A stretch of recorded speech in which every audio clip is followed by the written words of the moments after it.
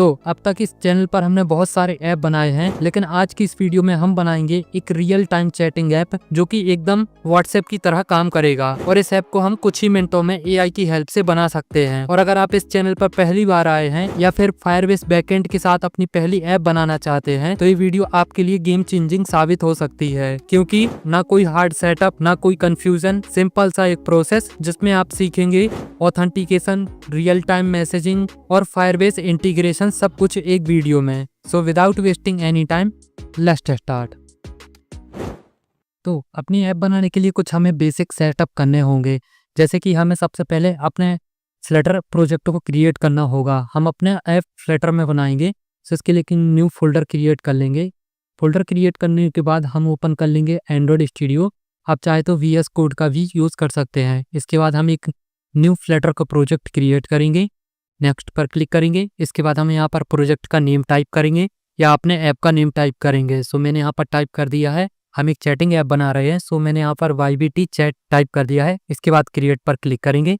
सो हमारा project setup होना start हो गया है। मैंने प्रोजेक्ट को रन भी कर दिया है और ये रहा हमारे प्रोजेक्ट का आउटपुट। सो हमारा ये ऐप सेटअप डन होता है। अब हम बैकएंड सेटअप करेंगे। सो इसके लिए आ जाएंगे ब्राउजर पर और इस फायरबेस कंसोल की वेबसाइट पर आ जाएंगे। इसके बाद हम एक न्यू प्रोजेक्ट यहाँ पर क्रिएट करेंगे। प्रोजेक्ट का नेम एंटर करने के बाद कंटिन्यू, कंटिन्यू, अगेन कंटिन्यू। इसके बाद यहाँ पर हम एडिटर के लिए एक अपना अकाउंट सिलेक्ट करने के बाद प्रोजेक्ट को क्रिएट कर लेंगे। सो हमारा प्रोजेक्ट डन होता है। कंटिन्यू पर क्लिक करेंगे। अब हम अपने ऐप को रजिस्टर करेंगे। सो रजिस्टर करने के लिए हम यहाँ एंड्रॉयड सिलेक्ट करेंगे। इसके बाद हम यहाँ पर अपने ऐप का नेम इंटर करेंगे।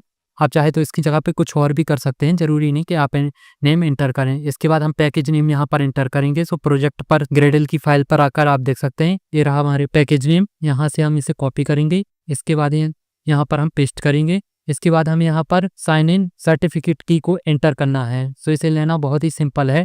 अगर आपके सिस्टम में एंड्रॉयड स्टूडियो है तो ही आप इसे ले सकते हैं। सो इसके लिए इस कमांड को यहाँ से कॉपी करना और इसके बाद आपको ओपन कर लेना है CMD में इस कमांड को सिंपली पेस्ट करके एंटर पर क्लिक करना। सर्टिफिकेट की आपके सामने आ जाएगी। इसे यहाँ से सिंपली कॉपी करना, देन फायरबेस की वेबसाइट पर आकर पेस्ट करना, रजिस्टर ऐप पर क्लिक करना। अब आपको JSON फाइल डाउनलोड करने को कहेगा, इसे आपको डाउनलोड नहीं करना है। नेक्स्ट पर क्लिक करना है, नेक्स्ट, कंटिन्यू। अब इसके बाद हम ऑथेंटिकेशन सेटअप करेंगे। सो यहाँ बिल्ड पर आएंगे, ऑथेंटिकेशन को सिलेक्ट करेंगे, देन गेट स्टार्टेड। इसके बाद हम यहाँ पर प्रोवाइडर गूगल को सिलेक्ट करेंगे, इनेबल करेंगे। सपोर्ट के लिए हम अपनी ईमेल को सिलेक्ट कर लेंगे, सेव पर क्लिक करेंगे। इसके बाद आपको JSON फाइल डाउनलोड करने को कहेगा, सो आपको यहाँ से इसे डाउनलोड कर लेना है। इसे हम अपने बाद में अपने प्रोजेक्ट पर भी इंपोर्ट करेंगे। अभी के लिए इसे डाउनलोड कर लेना है। अब हम अपना डेटाबेस सेटअप करेंगे। वापस से बिल्ड पर आएंगे, यहाँ फायर स्टोर डेटाबेस पर क्लिक करेंगे। इसके बाद क्रिएट डेटाबेस पर क्लिक करेंगे। अब यहाँ पर हम अपनी नियर बाई लोकेशन को सिलेक्ट करेंगे,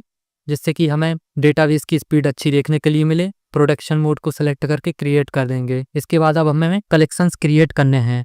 वैसे मैं इसे प्रीवियस वीडियो में बता चुका हूं कि कैसे आप अपना डेटाबेस सेटअप कर सकते हैं, बट अगर आपको समझ में नहीं आया तो बहुत ही आसानी से आप यहाँ पर समझ सकते हैं। मैंने ChatGPT की हेल्प से इसकी कंप्लीट टेबल जनरेट कर ली है, जिससे कि आपको अच्छे से समझ में आ सके कि क्या क्या कलेक्शन क्रिएट करने हैं। सो यूज़र का डेटा स्टोर करने के लिए हमें यहाँ पर एक कलेक्शन क्रिएट करना होगा, जिसका नेम हमें देना है यूज़र, जिसमें हमारे यूज़र का डेटा स्टोर होगा।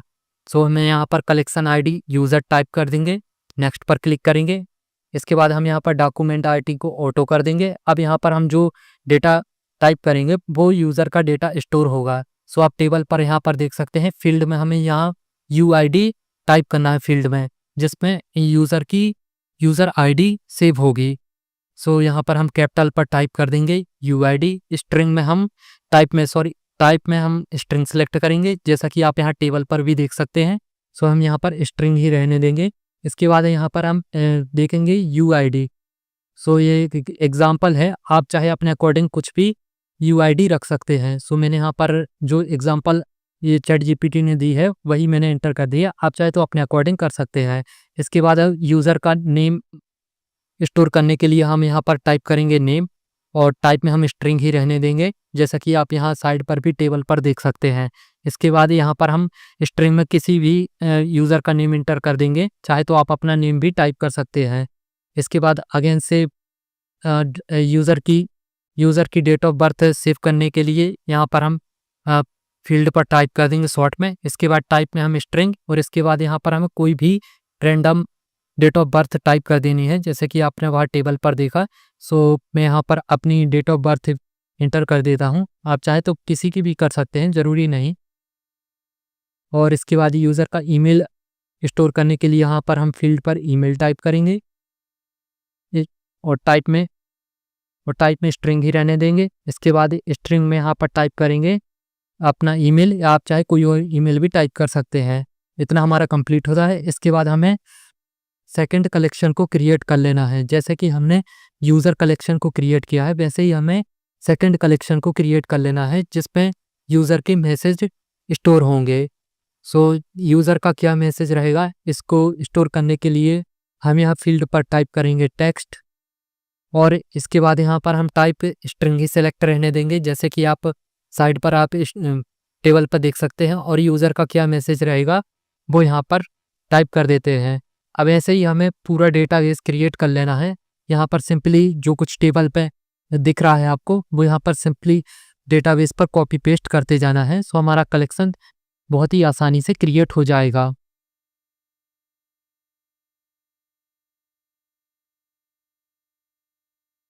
सो हमारा बैकएंड सेटअप पूरी तरीके से डन होता है। अब हम चलते हैं ऐप की ओर।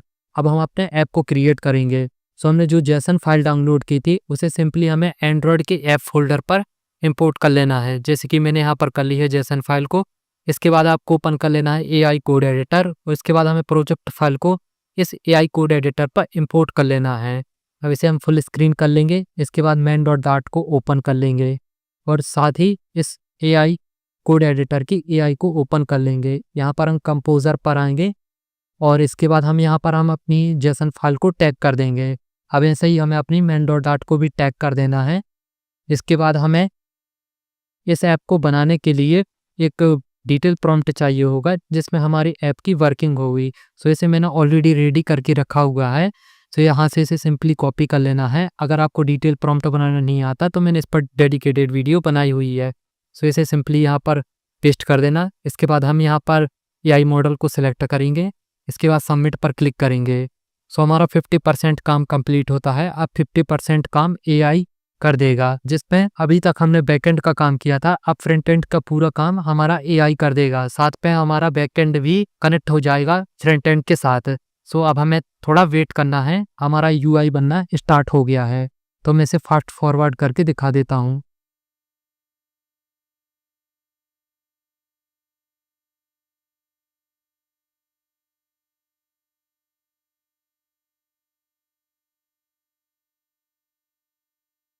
सो हमारा फ्रंट एंड भी डन होता है। एक्सेप्ट ऑल पर क्लिक करेंगे। अब हम अपने ऐप को रन करेंगे। सो हमने यहाँ पर फिजिकल डिवाइस सेलेक्ट कर लिया है। अब हम अपने ऐप को रन करेंगे और आउटपुट देखेंगे। सो हमारे फिजिकल डिवाइस पर ऐप लॉन्च होना स्टार्ट हो गया है। सबसे पहले हमारी APK फाइल बिल्ड होगी, तो यहाँ पर हमें थोड़ा वेट करना होगा।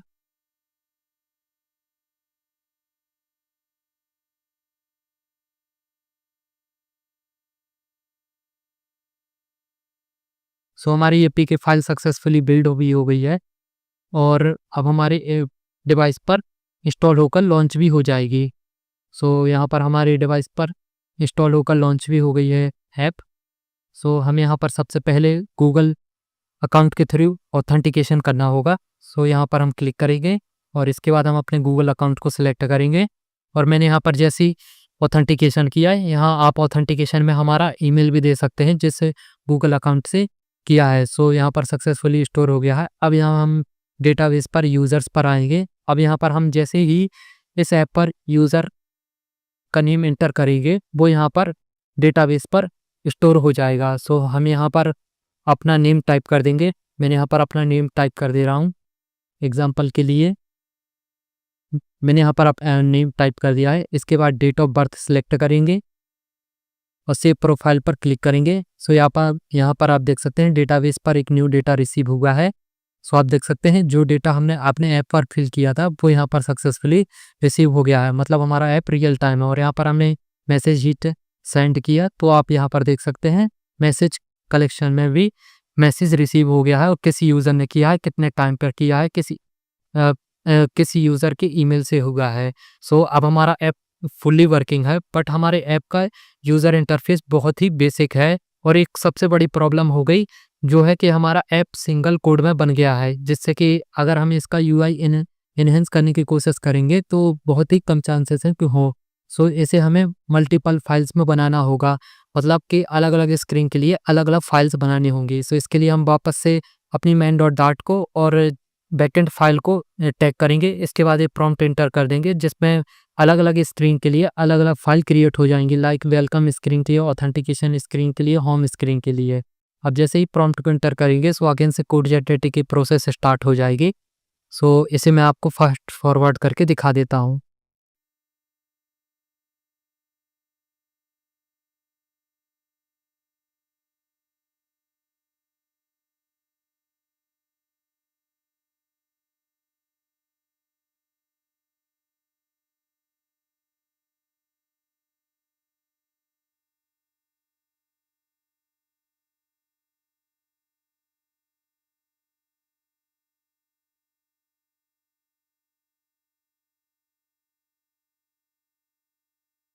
सो हमारे ऐप की कोड जनरेटिंग की प्रोसेस एंड होती है और साथ में हमारा ऐप ऑटो रीलोड भी हो गया है, बिकॉज ऑलरेडी कनेक्ट था। तो अब हम अगेन से टेस्टिंग करेंगे। यहाँ पर हम अपने गूगल अकाउंट को सिलेक्ट करके लॉगिन कर लेंगे और आप देख सकते हैं अब हमारा ऐप बहुत ही अच्छा लग रहा है देखने में, और साथ ही यूज़र इंटरफेस भी एनहेंस हो गया है। और जो हमने पहले मैसेज सेंड किया था वो अभी भी दिख रहा है, मतलब इसका हमारा ऐप अभी भी बैकएंड के साथ कनेक्ट है और परफेक्टली वर्किंग है। सो आप इस ऐप को टेस्ट कर सकते हैं। मैं इसे अपने टेलीग्राम चैनल पर पब्लिश कर दूंगा और साथ में इस ऐप पर मैंने और भी मॉडिफिकेशन किए हैं जो कि आपको उसी ऐप को ट्राई करने के बाद ही पता लग जाएगा। सो लिंक आपको डिस्क्रिप्शन पे मिल जाएगी, एक बार इंस्टॉल करके जरूर यूज़ करें। और ये ऐप मैंने आप लोगों के लिए बनाया है जिसमें आपको अगर मुझसे कोई भी हेल्प चाहिए हो तो आप उस पर मैसेज ड्रॉप कर सकते हैं, आपको वहां पर इंस्टेंट रिप्लाई देखने के लिए मिलेगा। सो ऐप को आप ट्राई करें। और साथ ही उस ऐप पर मैंने कुछ अलर्ट्स के लिए, special message and super chat करने के लिए भी ऑप्शंस दिए हैं, तो एक बार जरूर ट्राई करना। साथ में यूजर इंटरफेस एंड कस्टमाइजेशन भी बहुत सारे दिए हैं, तो ऐप को यूज करने में भी आपको मजा आएगा। तो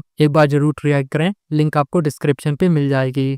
सो आई होप आपको ये वीडियो इन्फॉर्मेटिव लगी हो तो प्लीज लाइक के बटन को दबाना ना भूलें और ऐसे कंटेंट देखने के लिए इस चैनल को सब्सक्राइब जरूर करें।